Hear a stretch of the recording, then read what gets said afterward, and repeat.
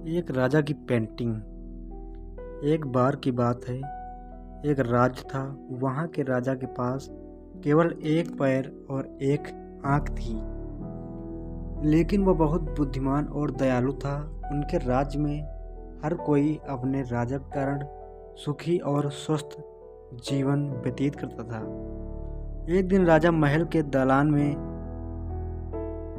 गुजर रहा था और उसने अपने पूर्वजों के चित्र देखे। उसने सोचा कि एक दिन उसके बच्चे उसी दालान में टहलेंगे और इन चित्रों के माध्यम से सभी पूर्वजों को याद करेंगे। लेकिन राजा ने अपना चित्र नहीं बनवाया। अपनी शारीरिक अक्षमताओं के कारण उन्हें यह यकीन नहीं था कि उनकी पेंटिंग कैसे बनेगी। इसलिए उसने अपने और अन्य राज्यों के कई प्रसिद्ध चित्रकारों को दरबार में आमंत्रित किया। राजा ने तब घोषणा की कि वह चाहता है कि महल में खुद का बनाया हुआ एक सुंदर चित्र रखा जाए। जो भी पेंटर ऐसा कर सकता है उसे आगे आना चाहिए। पेंटिंग कैसे बनती है इसके आधार पर उसे पुरस्कृत किया जाएगा। सभी चित्रकार सोचने लगे कि राजा के पास केवल एक पैर और एक आँख है, उसकी तस्वीर को बहुत सुंदर कैसे बनाया जा सकता है। यह संभव नहीं है, और यदि चित्र सुंदर नहीं निकला तो राजा क्रोधित होकर उन्हें दंड देगा। तो एक एक करके सभी बहाने बनाने लगे और विनम्रता से राजा की पेंटिंग बनाने से मना कर दिया। लेकिन अचानक एक चित्रकार ने हाथ उठाकर कहा कि मैं तुम्हारा एक बहुत ही सुंदर चित्र बनाऊंगा जो तुम्हें जरूर पसंद आएगा।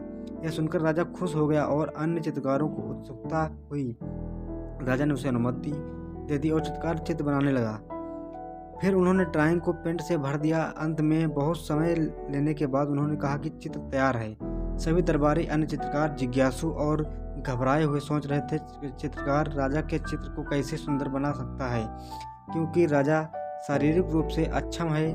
क्या होगा यदि राजा को पेंटिंग पसंद नहीं आई और वह नाराज हो गया। लेकिन जब चित्रकार ने चित्र प्रस्तुत किया तो राजा सहित दरबार में सभी लोग दंग रह गए। चित्रकार ने एक चित्र बनाया जिसमें राजा घोड़े पर बैठा हुआ था, एक पैर की तरफ धनुष को पकड़े हुए और अपनी एक आंख बंद करके तीर का निशाना लगा रहा था। राजा यह देखकर बहुत प्रसन्न हुआ कि चित्रकार ने चतुराई से राजा की अपंगता को छिपाकर एक सुंदर चित्र बनाया है। राजा ने उसे एक बड़ा इनाम दिया। हमें हमेशा दूसरों के बारे में सकारात्मक सोचना चाहिए और उनकी कमियों को नज़रअंदाज करना चाहिए। हमें कमजोरियों को छिपाने की कोशिश करने के बजाय अच्छी चीज़ों पर ध्यान देना सीखना चाहिए। यदि हम नकारात्मक स्थिति में भी सकारात्मक सोच को दृष्टिकोण रखते हैं तो हम अपनी समस्याओं को और अधिक कुशलता से हल करने में सक्षम होंगे। यदि आपको कहानी पसंद आई है तो प्लीज़ वीडियो को लाइक कर दीजिए और चैनल को सब्सक्राइब कर दीजिए।